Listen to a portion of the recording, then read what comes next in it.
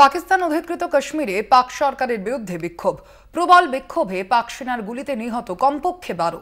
বন্ধ internet, mobile পরিষেবা। মৌলিক অধিকার, সেনার দমনপীড়ন বন্ধ সহ 38 দফা দাবি জানানো হচ্ছে। পাকিস্তান অধিকৃত কাশ্মীরের এই অবস্থা। পাক সেনার ইউনিফর্ম, হেলমেট, ঢাল 10 টাকায় বিক্রি। পাক সেনা নিয়ে উপহাস পাকিস্তান অধিকৃত কাশ্মীরের নাগরিকদের। আমরা কথা বলবো আমাদের সঙ্গে এই মুহূর্তে সরাসরি নিউজ রুম থেকে রয়েছেন আমাদের প্রতিনিধি দুর্গা দাস বন্দ্যোপাধ্যায়। দুর্গাদা, পাকিস্তান অধিকৃত কাশ্মীরের কি অবস্থা, ঠিক কি কারণে এই বিক্ষোভ? পাকিস্তান অধিকৃত কাশ্মীর বা পিওকে যেটাকে আমরা বলি, সেই পিওকের অবস্থা কিন্তু এখন অগ্নিগর্ভ।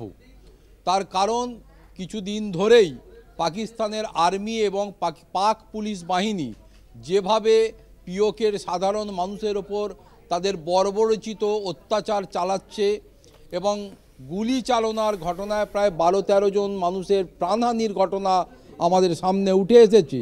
এরপর কিন্তু ক্ষোভের আগুন ছড়িয়ে পড়ছে যত দিন যাচ্ছে।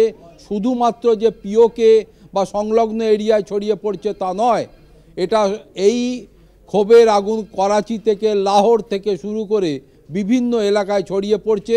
কারণ মানুষের মনে একটা বিতৃষ্ণা জন্মাচ্ছে পাকিস্তান সরকারের প্রতি, যে সাধারণ মানুষের ওপর এই ধরনের বর্বরচিত আক্রমণ কেন হবে। ফলে সময় যত গড়াচ্ছে তত অগ্নিগর্ভ পরিস্থিতি ক্রমশই জটিল আকার ধারণ করছে। প্রসঙ্গক্রমে বলে রাখা ভালো যে ইতিমধ্যেই পাক সরকার ইন্টারনেট পরিষেবা বন্ধ করে দিয়েছে। মৌলিক অধিকার, সেনার দমনপীড়ন বন্ধ সহ 38 দফা যে দাবির ভিত্তিতে ইতিমধ্যেই জম্মু কাশ্মীর জয়েন্ট আওয়ামী অ্যাকশন কমিটির পক্ষ থেকে এই আন্দোলন চালানো হচ্ছে। তাদেরকে দমনপীড়নের মধ্যে পড়তে হচ্ছে শুধু নয়, প্রসঙ্গক্রমে বলে রাখা ভালো যে সেখানে যে ন্যাশনাল প্রেস ক্লাব, জার্নালিস্টদের জন্যে যে প্রেস ক্লাব, সেই প্রেস ক্লাবেতে যে আইনজীবীরা যখন সেখানে বসে বৈঠক করছিলেন এবং সেখানে ছিলেন, সেই সময়কালে জার্নালিস্টদের উপস্থিতিতে বর্বরচিতভাবে যেভাবে এই পাকিস্তান পুলিশ বাহিনী সেখানে লাঠিচার্জ করে এবং তাদেরকে মারধর করে, শুধু তাই নয়, প্রেস ক্লাবের আসবাবপত্র থেকে শুরু করে গুরুত্বপূর্ণ নথি নষ্ট করা থেকে শুরু করে একটা তছনছ অবস্থার সৃষ্টি করে। এর বিরুদ্ধেও কিন্তু সরব হয়েছে আইনজীবীর মহলের একাংশ এবং এই প্রেস ক্লাবের সঙ্গে যুক্ত যে সমস্ত সাংবাদিক কুল, তারাও কিন্তু এর বিরুদ্ধে সরব হয়েছে।